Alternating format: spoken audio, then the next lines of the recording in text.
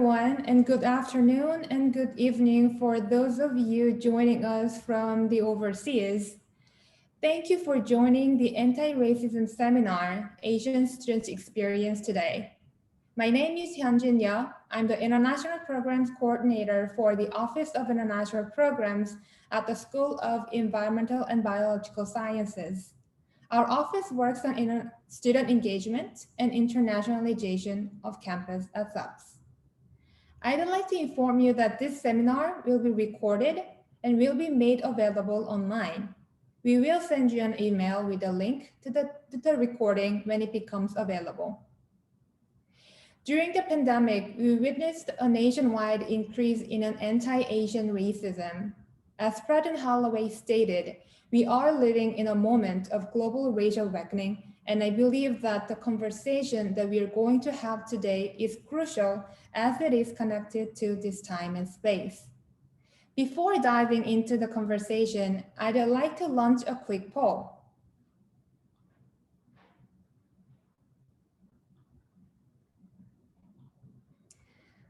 So the first question is, who is in the audience today? The second question is, have you experienced or witnessed racist incident before? And these polls are completely anonymous, so no one can tell which one you voted.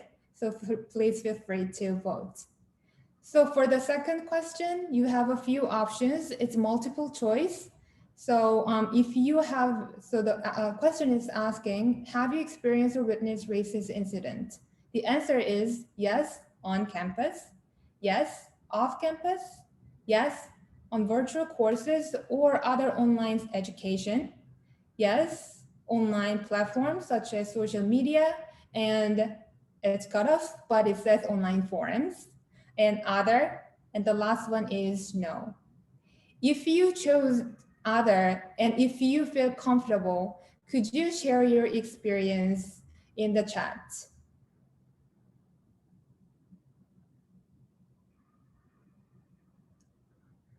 Thank you for voting. We have about 86% voted. Okay, I'll wait 5 more seconds.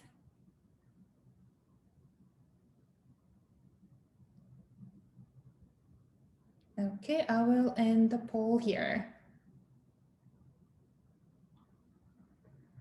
So we have about 39% students, 24% faculty, 37% staff. We have a really good balance today. I'm glad to see this.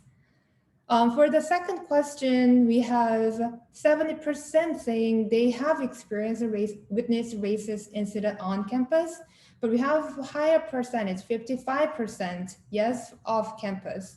And they also experience or witness racist incident on online platforms such as social media and other online forums. This is really helpful to know where we are today and who we have in the audience today.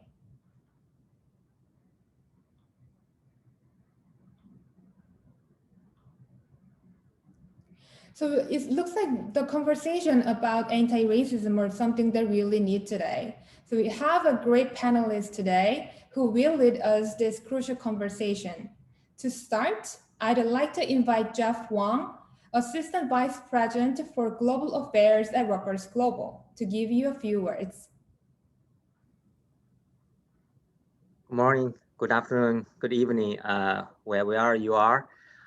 Thank you very much for participate in this seminar. And I think this is a very useful campus dialogue to share and understand the anti-racism against the Asian student. We are living in this very extraordinary time that we are witnessing radicalizing public debate, polarizing opinions, and also fragmentizing informations.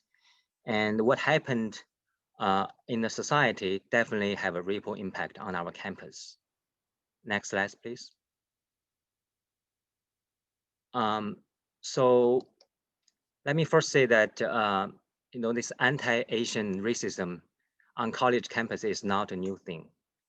And there are many stereotypes against Asian, whether it's the international students or Asian descent Americans. But for Asian American students, there is a perpetual foreign stereotype. No matter you are born here or you have no connections with Asian countries, sometimes people question that you are an American or you are foreigners. And for Asian international students, the rhetoric sometimes came in the form like they are taking over in our campuses. Next slide. But really, that this pandemic exacerbates the anti-Asian racism, and in some incidents, we even saw like hostile behavior and hate crimes. Historically, Asians and Asian Americans, like few other minority groups, when they are migrate to this country, somehow they were blamed, in bringing some disease. It's health related, and during this pandemic, using this word, the Chinese virus, Wuhan virus, Kung flu, as actually has perpetuated this stereotype. And it actually racialized a public health crisis for a particular ethnic group. According to a Pew Research survey, 58% of Asian Americans, and surprisingly, even 45% of African Americans believe that they have been targeted, because of this pandemic. And there's also a report basically said the universities are failing to address racism on campus, including the anti-Asian racism. Next. So this virtual learning poses new challenges to fight against anti-Asian experience. The cyberbullying, online bias incidents still happening. The traditional support system are not adequate because we are all study or learning from home. And so students feel that they are stripped of their regular support system that available on campus. And now we feel that some students feel they are on their own. So all in all, that we as an institution, we are strive for diversity, equality, and inclusion. We like to use this opportunity to listen the experience from the students and share the information and to promote a open dialogue about how we can fight together as a community about the racism on any ethnic groups, including the Asians. Thank you. Thank you, Jeff, for providing an overview of Asian students' experiences and challenges they face during this COVID-19 pandemic. Those are really important points that you made, and we will discuss this further during the panel discussion. So Megan, if you, yeah. And preparing for this slide, I have worked with the Rutgers Asian Student Council to collect student experiences with racism during the pandemic. As you can imagine, students are experiencing a varying degree of racism. Some said that they felt very uncomfortable going to the grocery store or taking public transportation because people were giving them strange looks or avoid sitting next to them. Others pointed out that how racist incidents against Asians are often disguised as a joke. But what stood out to me the most was how they are trying to validate their feelings while recognizing other important issues such as Black Lives Matter movement. Many said that anti-Asian racism is prevalent in this country, but often it is not taken seriously, and they urged the need for more conversations about this issue. And I am hoping that today's seminar will spark the conversation at Rutgers. Today, we have 4 panelists from across campus and representatives of Rutgers University Asian Student Council. We will have a Q&A session at the end. So if you have a question for our panelists, please send your question to us throughout the presentations using the Q&A button at the bottom of your screen. Without further ado, I'd like to introduce our first panelist, Dr. Alan Isaac, Associate Professor of American Studies and English at Rutgers, New Brunswick. The title of his talk is Making Asians in America. Hello, thank you, Yunjin, for bringing us all together, I think, to speak about this very important topic that is quite current and on the minds of many students out there. So my job here this morning is actually to talk about the history of Asians in America, and of course, exactly what Jeff Wang was saying about the perpetual foreigner stereotype that actually has been embedded in American culture and imagination. And to say that this is actually not a new thing, that this is a long line of 250 years of history that is embedded into the DNA within American culture, which is, of course, what we're struggling with and resisting today. So next slide. So the reason that I called it Making Asians in America is, of course, for those of you who have lived in Asia or in Asia, there are no Asians in Asia. There are Japanese, there are Chinese, there are Thai, there are Filipinos. However, it becomes a group when we talk about America. So, but this history is really fraught, obviously, that this connection to disease and Chinese bodies has been around since around the 19th century. So, for example, in the 1850s, the Chinese women in San Francisco were always seen as prostitutes or potential prostitutes. Hence, they are the bearer of disease in the West Coast, especially for those in that community who might not even be prostitutes at all. Now, some of them might be, or part-time so. Not to say, so regardless, there was always the reputation of the syphilitic Chinese prostitutes that would in fact infect white men and families. And then in the 1870s, it wasn't just cholera, it was always known as Asiatic cholera, believing, of course, that cholera came from India or South Asia. Right. And then, of course, later we have the bubonic plague that actually that occurred in Chinatown, and that became sort of supposedly the source of the bubonic plague. So, but yet, of course, no white people who would visit Chinatown would be investigated, be seen as the bearers of the bubonic plague, for example.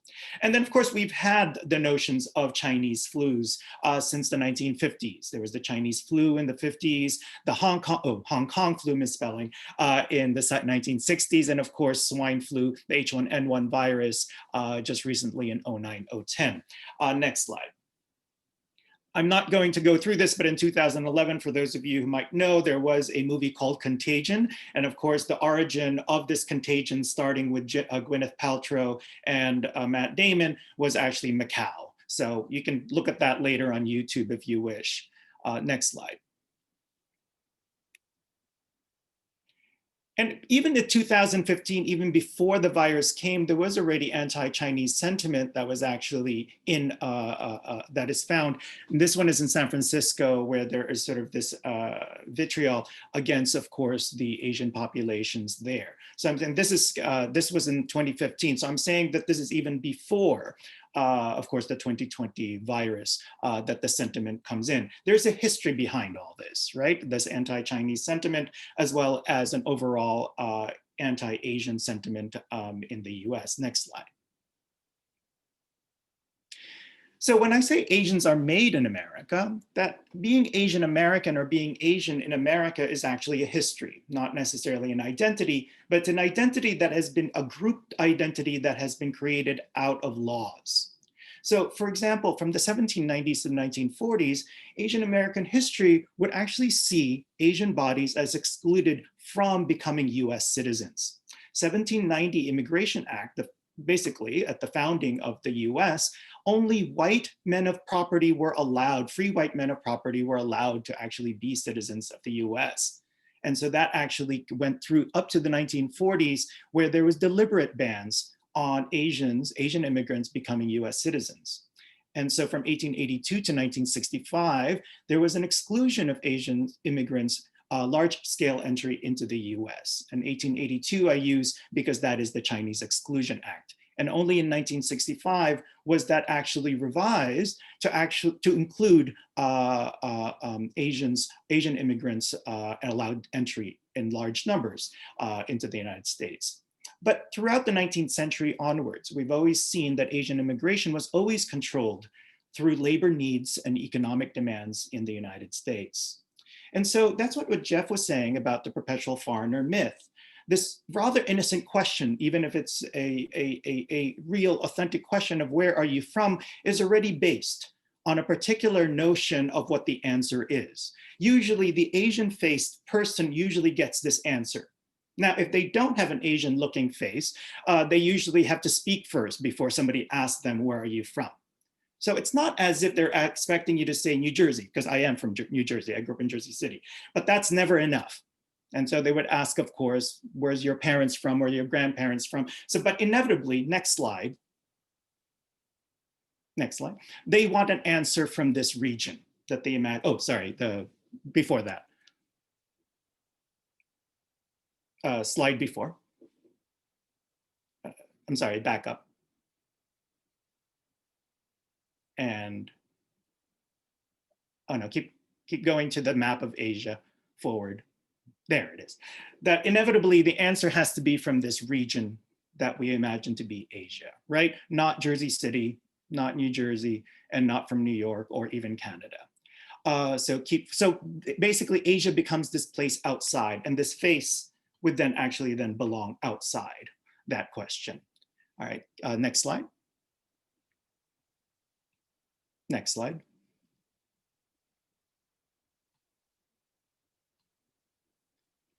And as we all know, as we talk about history, 1850s was the emigration or outmigration of Chinese from the mainland into other parts of Asia and also other parts of the Americas, including Latin America, as well as the United States. And then in 1860s, Chinese were recruited to build the railroad to actually connect the West Coast to the East Coast. But after the railroad was built, there was, of course, the idea that the Chinese laborers were no longer needed and should be taken away from the United States. Around the 1870s, 1870s, there was an economic downturn. So whenever there's an economic downturn, what happens is, of course, the attack on migrants. And in particular, in the West Coast, this cartoon, drawing actually appeared in a newspaper in Colorado, in the way that, of course, white working men were attacking the Chinatown where the Chinese laborers lived. So there were a lot of actually lynchings as well as just violence against Chinese migrants during an economic downturn. Next slide.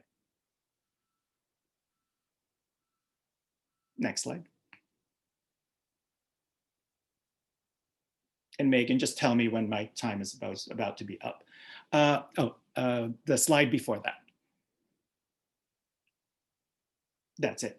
And so the understanding is that the Chinese, precisely because they were already a threat to working class labor, came to have the reputation of for opium dens, right? For drug use, for immorality, for bribery, for corruption, and of course in the middle is smallpox, right in the middle there. And that continues onto throughout the 19th century and into the 20th. Next slide. Next slide. All right. And so Erica Lee, who's an historian, has actually talked about these sort of using the idea that the Chinese immigrant was always deemed as permanently alien, threatening, and racially inferior. That continues to then attach it as well as to the anxieties and the threat that the Chinese immigrant had towards the American body politic.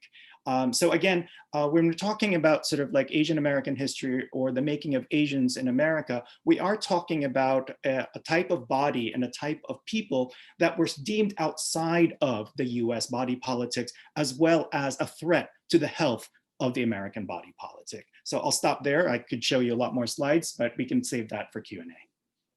Thank you. Thank you, Ellen, for providing us a historical overview of how Asians were made in the United States. Again, we're going to have a Q&A session at the end. So if you have any questions during the presentation, please send us your question throughout the presentation using the Q&A button at the bottom of your screen. So our next speaker is Mi-Hyun Yoon. She is a PhD candidate in American Studies at Rutgers, Newark, and she's also an instructor for the Asian American Images and Identities Living Learning Community at Rutgers, New Brunswick. Her talk is about Asian students' experiences with racism during the pandemic. Thank you so much. It's so nice to see everyone. And thank you so much to Hyunjin for hosting this really important anti-racism seminar based on Asian student experiences. And I also like to thank the Office of International Programs at SEBS as well for having me. So following up from Professor Isaac's talk, I'm going to be talking about more of the contemporary issues that's been happening in our country today. So first, I'd like to give some definitions, which is racism, right? So racism is a system where one racial group it dominates and has power over others, and it's an institutional idea. So you have prejudice against people, but it can't be fully racism unless you have the systemic power to back it up. In addition, I think another topic or another keyword that's been discussed a lot in the media in the context of Asian experiences related to the pandemic is this topic of xenophobia, which is the fear or hatred of what is perceived to be foreign or strange, which, as you heard from the previous two speakers, this idea of the perpetual foreigner syndrome still exists today in the context of Asians in this country. So one of the things that I was asked to talk about is this perception and difference between Asian international students and Asian American students in this country. And I have to give a little bit of history for context, which is that we have this idea called the model minority stereotype, which I think Asian American students are very much familiar about, but Asian students who are coming from overseas may not be familiar about, mainly because they are not minorities in their countries of origin. So this idea, how it forms is that during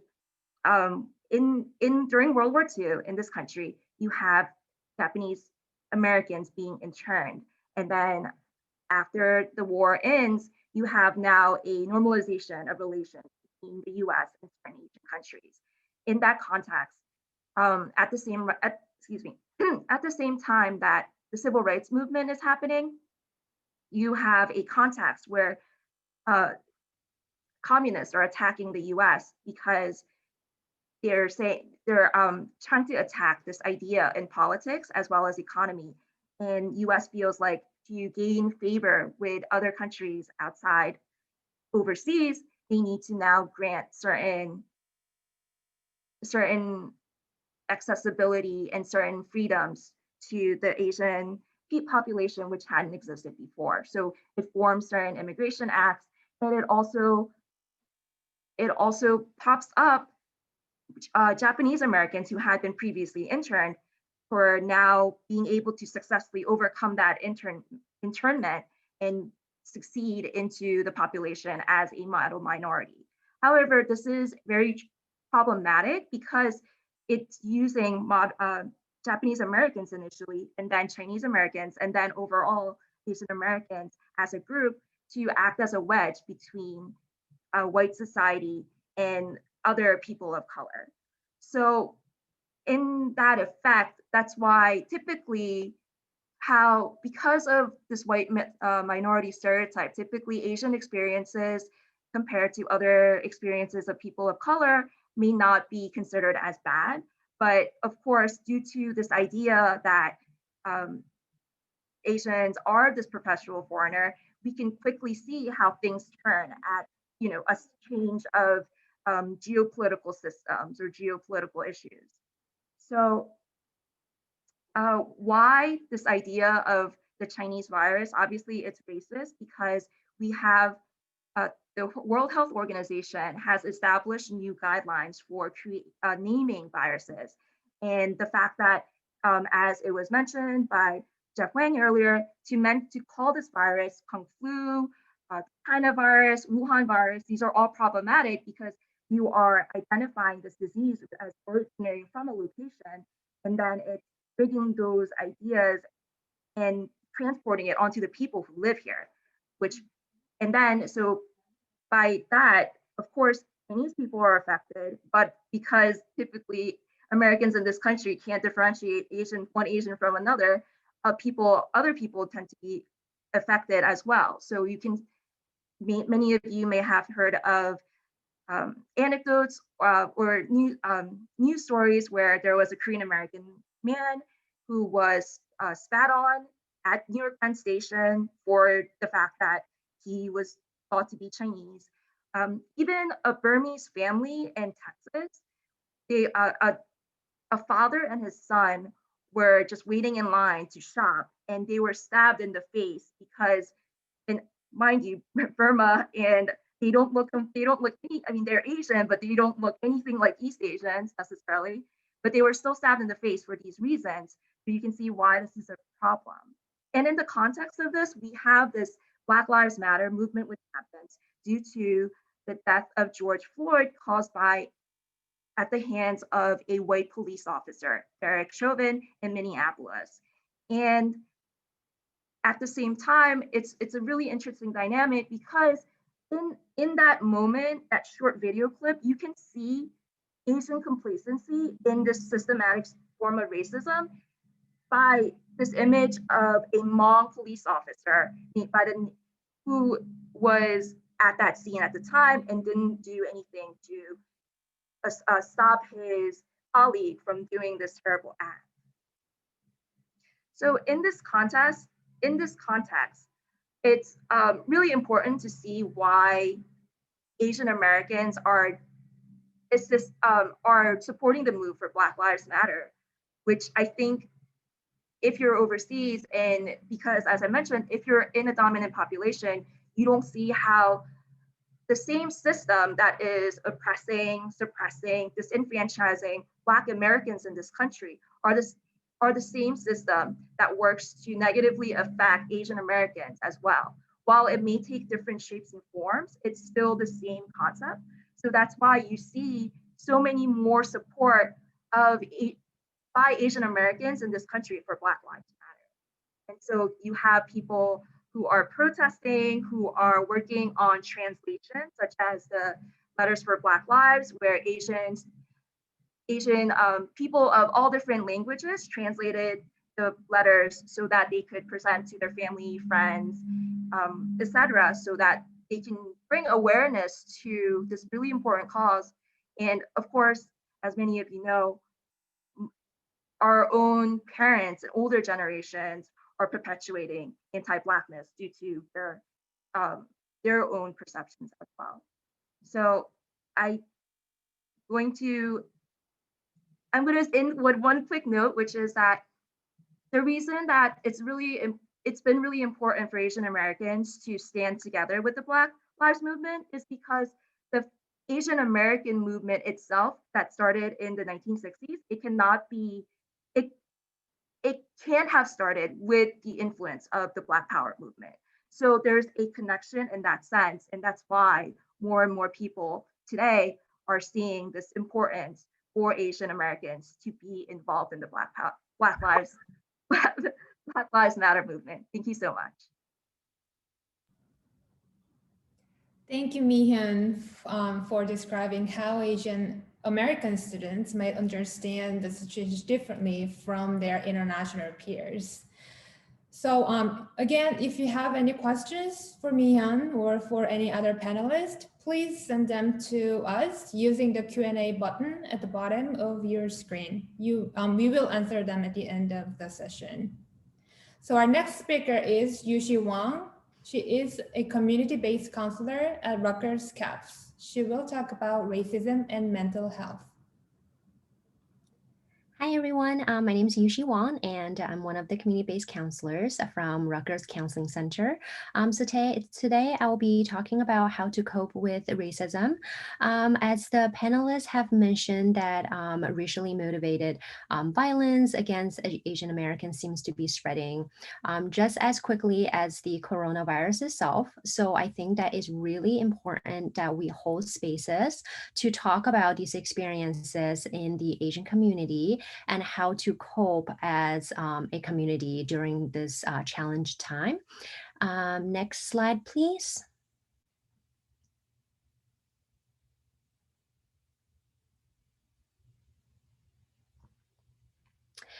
So what we have noticed that we have seen a lot of students coming in either to our counseling center or the health services due to physical symptoms. For example, they report to have difficulty breathing, chest pain.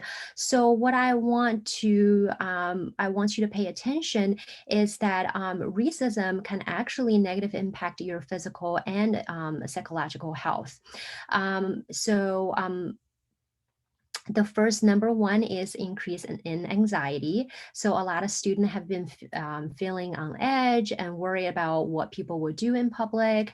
And they will say that whenever they go out, they get really, really nervous, or they feel ashamed due to their ethnicity or, the language they speak. They may be scared to go outside and speak Chinese in public. And also feeling lack of control over racism can also induce fear and anger. So a lot of times the student may say that I get really irritated easily, and or sometimes that I just get triggered over the little things. So these are all could be the impact of what's going on in our society right now. And also these increased anxiety and fear and anger could increase the self-isolation. A lot of students have been staying at home due to what's going on in public and politically.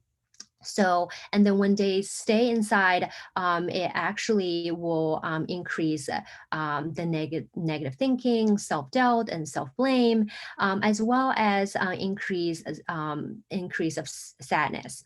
And a lot of times that people will cope with these challenges with substance use or video games or shopping, TV, and also we carry a lot of stress on our body. So sometimes we may experience muscle pain, tension, and poor sleep. So all of these symptoms are normal response and to the racial trauma that we have been experiencing currently.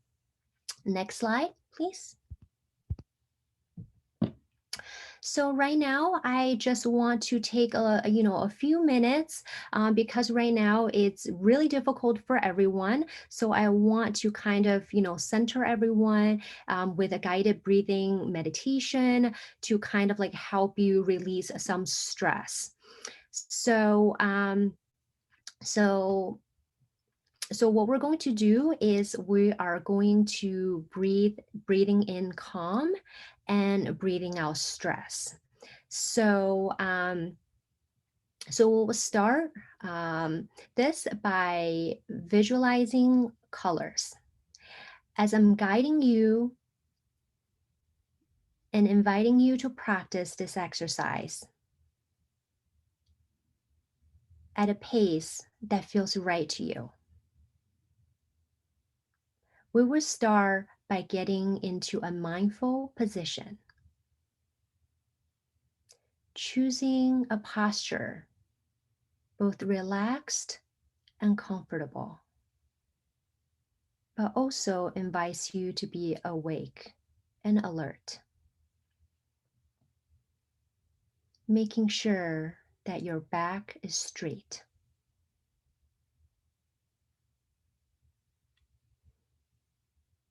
And now you can close your eyes if you're comfortable, or lowering your eyes into a downward gaze. And thinking of a color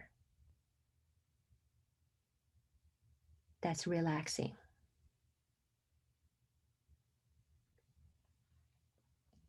And now I invite you to think of another color. And for the purpose of this mindfulness, can represent stress. Now I want you to imagine breathing in the relaxing color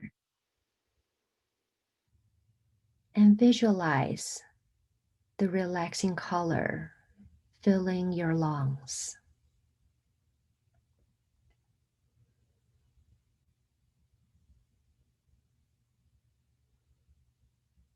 And now I want you to imagine breathing out the stress.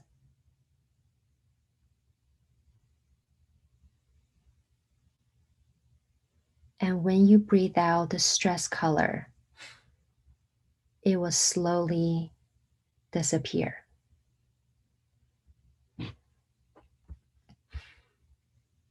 And you can continue to do this at a pace that feels right to you. And in about 10 seconds, gently bring your attention back to the room and open your eyes if you have them closed.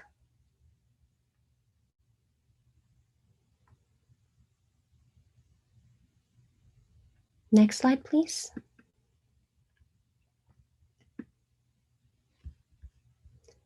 So how do we cope with racism?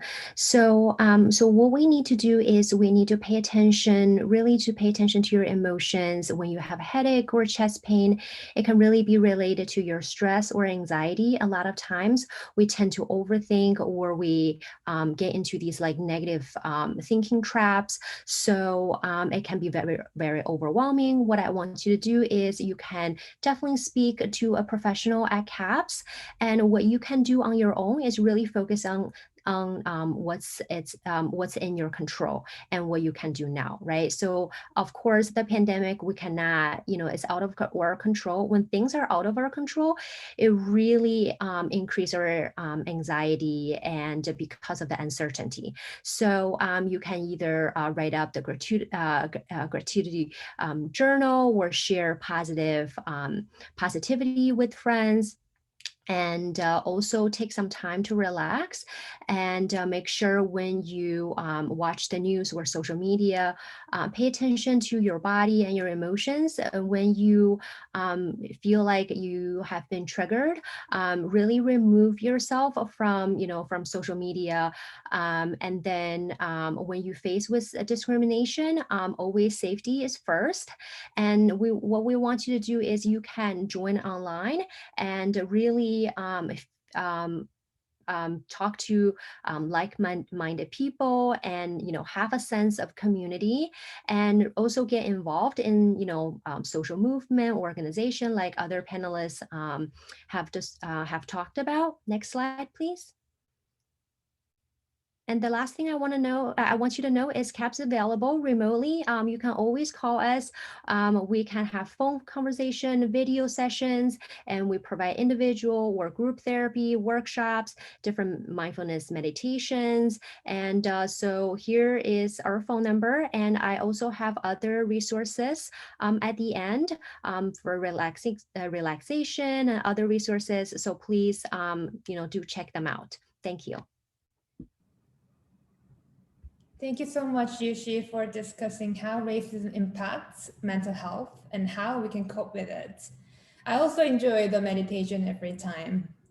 So before introducing our last panelist, I'd like to launch another quick poll.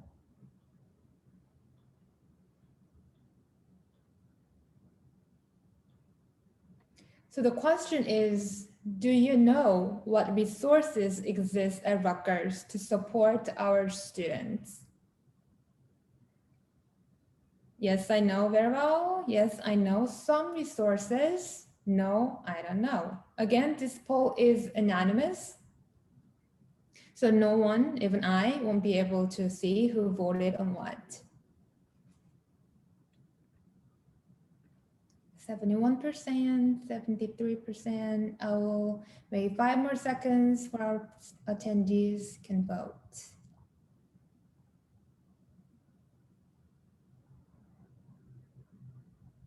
Okay, I will end the poll here. So we have a lot of people answer that they know some resources. We have a few people say that they do not know. any resources, but that is okay. I am really glad that you are here today because our next speaker will provide you the resources that are available at Rutgers University. So on that note, I'd like to introduce our last speaker. Dr. Ann Newman. She is an Associate Vice Chancellor for Student Affairs and Dean of Students at Rutgers, New Brunswick. Thank you, and hello, everyone. I'm going to talk to you all about what we do in terms of bias response and prevention. In my role as Associate Vice Chancellor for Student Affairs and Dean of Students, I oversee the bias response. So when incident reports come in, I oversee that process. And I also chair the Bias Prevention and Education Committee. So I'm going to briefly talk to you all about what this process looks like and what resources we have available for students. So next slide, please. What I want to do first is talk about, when we talk about a bias incident or a bias act, the university specifically defines this as any act, be it verbal, written, physical, psychological, that threatens or harms a person or group on the basis of race, religion, color, sex, age, sexual orientation, gender identity or expression, national origin, ancestry, disability, marital status, civil union status, domestic partnership status, military service, or veteran status.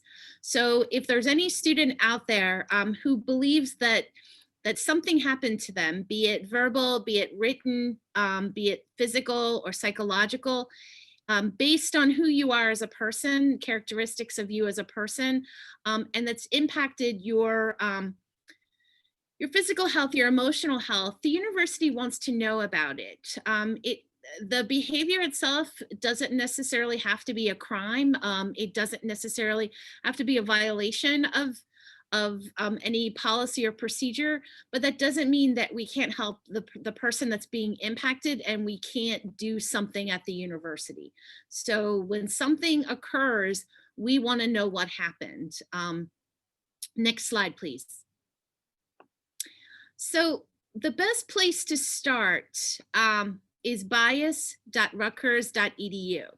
And that takes you to the Division of Student Affairs Bias Prevention and Education page, which defines what bias acts are, again, and it also provides a link to report a bias incident.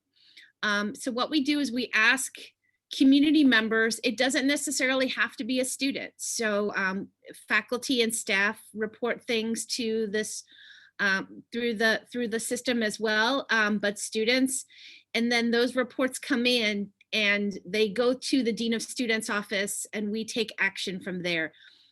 So next slide, please. So a lot of times what we hear from students is that, well, I don't really want to send in a report because nothing ever happens, or I don't know where the information goes. I don't know what the university does with the report. So first thing I wanted to say is when you click send and you send a bias report in, it goes to me, and then I send it to somebody from the Dean of Students office for processing. But it also goes to RUPD.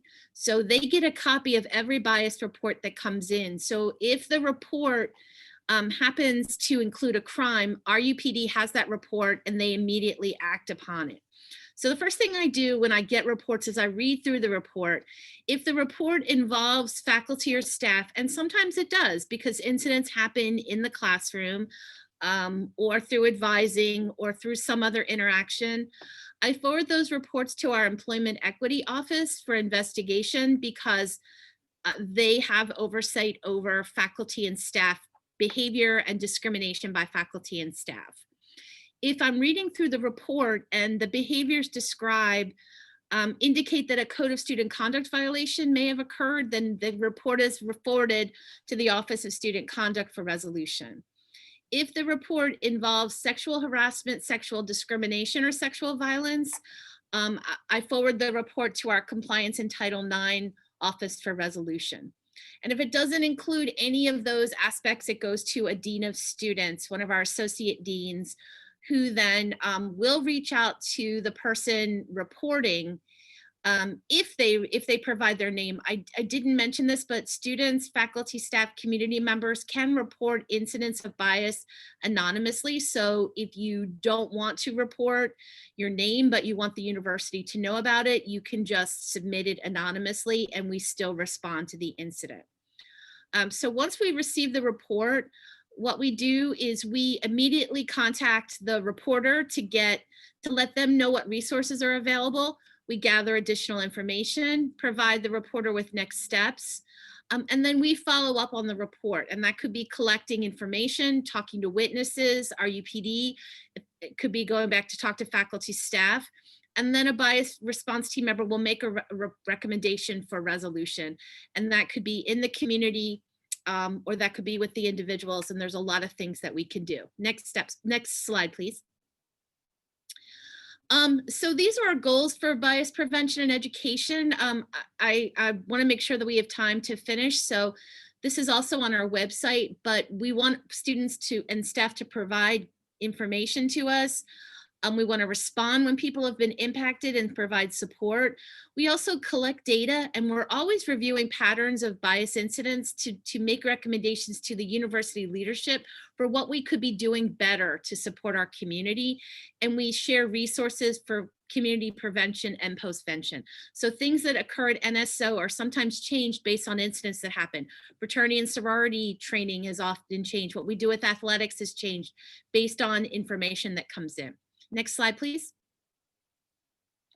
So the one thing that I wanted to also point out before I finish is that also on our website, we have information for self-care, and Yushi covered that, how important self-care is. So definitely in terms of resources, CAPS is a good resource for you. We also recommend the Violence Prevention and Victim Assistance Office, and their information is on the website. And there's also information on the website about some national resources that could help when terrible things happen in terms of post-traumatic stress, and also how college students can deal with trauma. So there are additional resources. And the Tyler Clementi Center for Diversity and Bias Prevention, they're expanding their role, and they're going to come out with new education to really help us support bias prevention and education on campus. So we're there for you. What's really important for us is for you to report what's happening so that we can record that, let the university know, and can respond appropriately to it. So thank you. Thank you, Anne, for discussing the bias incident reporting system in details and other resources. Sometimes we know that certain system or service exists, but we don't use them because we are not familiar with them. So I hope your discussion clarifies some of the questions that our attendees might have. Lastly, I'd like to invite the representatives from Rutgers University Asian Student Council to deliver a message of solidarity and support. We have Atul Botiprolu, the president of Rutgers University Asian Student Council, and Ashley Kim and Julian Cusolino, the ambassadors of Rutgers University Asian Student Council. Greetings, everyone. My name is Atul Botiprolu, and I am the incumbent president of Asian Student Council. I am honored to join you all here today with the ambassadors of Asian Student Council, Jillian Cusolino and Ashley Kim, to deliver a message of solidarity and support to members of our Rutgers Asian community. Staying silent in our conversations about racism and anti-racism is not an option anymore. It is imperative that all organizations and institutions with platforms vocalize their support for the Asian American community and condemn racism and discrimination that has resulted from the COVID-19 pandemic. We, as the Rutgers University Asian Student Council, are here to contribute to the important conversations being held about race equality. Asian Americans are not alone in feeling fearful or anxious about being the victims of a racially motivated attack. We must continue to take steps to denounce increasing discrimination and hate crimes against Asians. This conference is one of the first steps in doing so. We must hold together in solidarity, recognize the strength within our communities, and utilize resources in our spaces to show support to others who are facing similar struggles.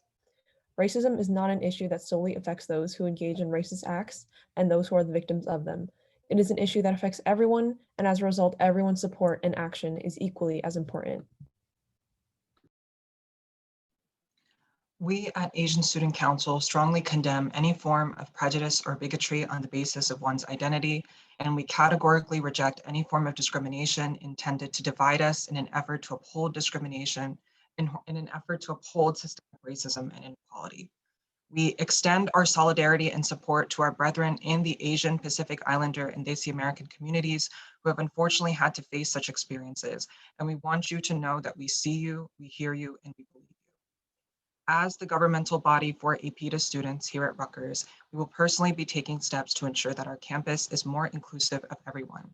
And we would like to thank the School of Environmental and Biological Sciences, as well as the speakers who graced the occasion today, for organizing this conference and assisting us in this pursuit, a pursuit for a more equitable and just world. Please feel free to reach out to our organization for more information on how to get involved with our plans for implementing anti-racism at Rutgers. Thank you.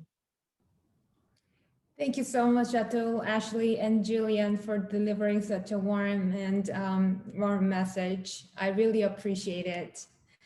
So now we can move on to the Q&A session.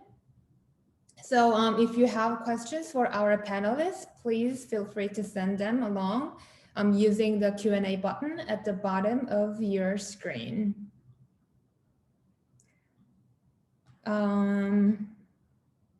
We have some questions, but those are already answered by our amazing panelists. So while we are waiting for more questions to come in, I'd like to ask our panelists one question. So how we as a Rutgers community better support our students and Asian students in particular, because this is a topic that we've been talking today for about an hour now.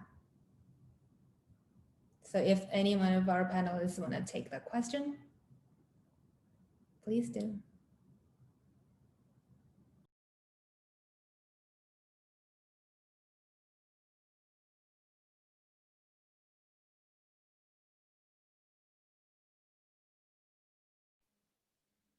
So I can speak on behalf of the Dean of Students office. I think what's really important for us is to let students know that we're here for you. We want to know what your experiences are and what you're going through, and we want to help. So so we definitely want to make sure that we can connect students to the right resources, make sure that you're doing okay. And again, I think in this period of time, self-care, the words get overused a lot, but I think it's really, really important that people take care of themselves. I think we heard from a lot of different panelists that, you know, racism, microaggressions can really play with somebody psychologically, and that can definitely impact your physical health. So whatever you can do and whatever we can do to help you with your self-care and to make your experiences better, feel free to always reach out to the Dean of Students office. And if I could just add, since there's 25% faculty, I think, that are present right now, just to make room even within the classroom. This is around the halfway point in the semester. And I think it's important, and I have to do it myself, to actually make time, even just 15 minutes of check-in within the classroom, to see how people are doing outside of the classroom, which is to say, okay, there's life outside of the box, right? And to touch base on how students are coping. And this does include, of course, you know, sort of the microaggressions and the racisms, but as well as just the everyday stresses of being in a box for hours on end, I think, for students. And I think that's an important sort of just breather to break it up as we go through the semester. I mean, that's just, I think, what I would think of as a faculty member.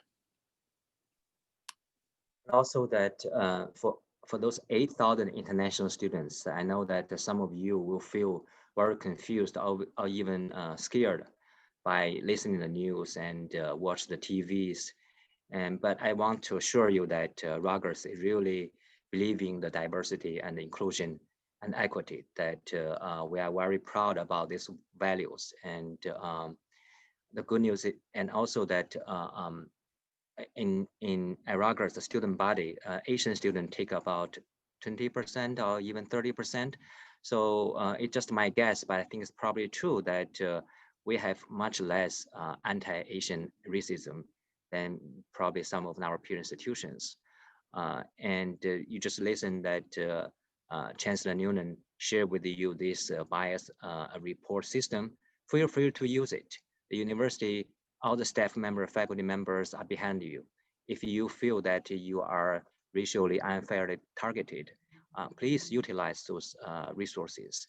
And that's my experience with Rutgers. It's the beauty of this diverse community that we all part of it.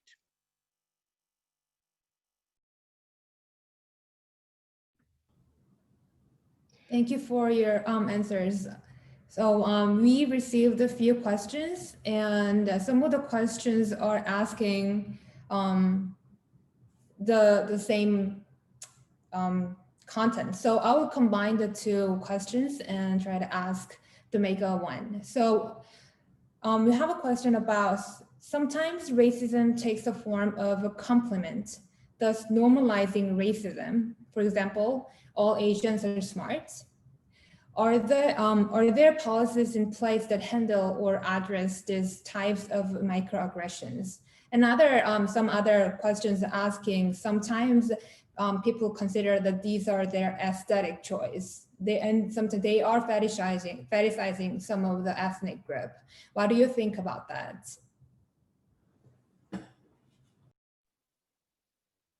From the bias side of the house, these are typical things that we would want reported through the bias system, because it's not necessarily it's a microaggression, right? It's not a violation of policy per se, but when we hear these things we hear it from faculty, we hear it from staff, we hear from other students.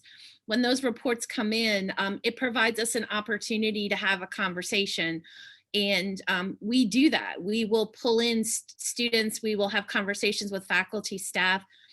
We've also, one of the programs that we put together for orientation that we're revising right now is Language Matters, and specifically to deal with microaggressions and the impact they have and get our students talking. And a lot of the reason that came about is because of reports that were filed about microaggressions. I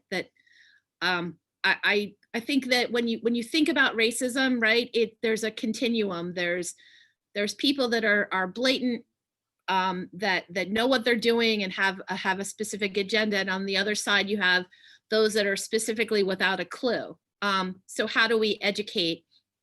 And it's much easier to educate those without a clue. So we tend to do that individually, and then we make recommendations at the university for programs, which is how Language Matters came about.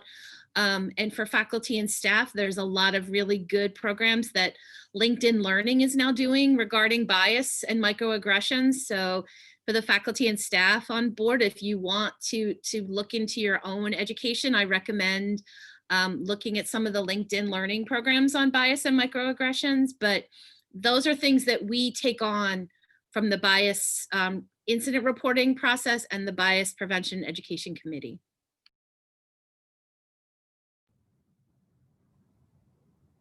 I just wanted to add a bit. I think Miyun covered it. The idea of the model minority stereotype, which really is a model minority disciplining. So even when compliments or comments are seen to be positive, it really is about sort of like in whose interest. One has to ask, in whose interest is this compliment? Is it about disciplining me? Is it disciplining people who fall short? Is it disciplining especially other minorities? That in comparison to whom am I smarter, or can do math better, or can do science better, right? Because it really is about a divide. Underneath it is the effect of a divide and conquer, which is to say that That's why we always have to ask, in whose interest is this compliment? And even if we're talking about even amongst Asian communities themselves, right? As far as like the good or bad immigrant, the good or bad Asian, the good or bad international student. What does that mean? And in whose interest is this sort of division happening for? Thank you. Thank you so much for answering those questions and submitting the questions questions as well. Right now we are at 11:03, so we'd like to wrap up our today's conversation here. Please join me to thank our speakers for their great presentations. So we're wrapping up here today, but I hope that this is a start, not an end. I hope that we can continue to have this conversation to support our students and to make our community a more inclusive and welcoming place for all. Thank you so much for joining us today. Thank you. Thank you so much. Thank you. Thank you.